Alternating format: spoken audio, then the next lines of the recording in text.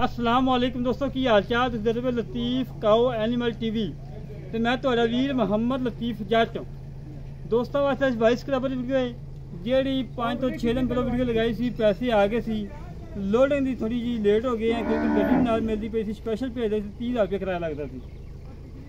तो मेरे वीर आ गए ने भाई अवैध साहब, भाई मुबशर और भाई नसरुल्ला। उन्होंने गाय खरीदी है गुजरात तो। अगे साढ़े को 2 मजा लै गए ने। मौके पर आके हुण उन्होंने ऑनलाइन पैसे करवाए ने। पैसे ऑनलाइन करवा के असी गाय लोड करवाने लगे हाँ। सारी दुआ है कि अल्लाह पाक भाई मुबशर और अवैध भाई और नसरुल्ला दे कर उन्होंने बच्चन दुध पीना नसीब करें।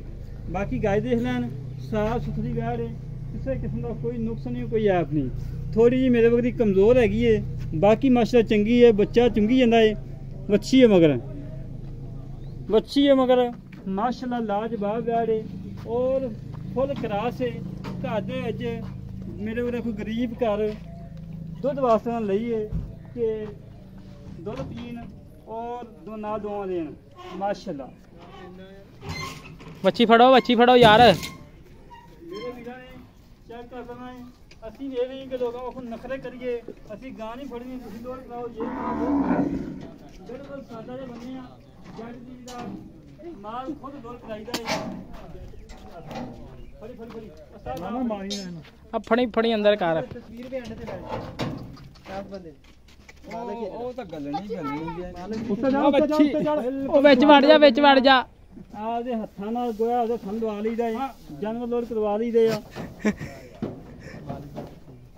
ਆ ਮਾਲਕ ਬਿਲਕੁਲ ਭਲਾ ਮਾਨਸ ਸ਼ਰੀਫ ਬੰਦਾ ਹੈ।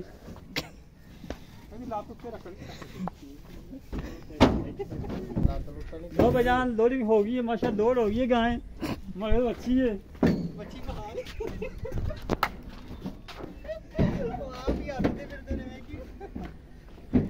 मगर अच्छी है माशाल्लाह। आज की फ्लैट जा रही है गुजरात।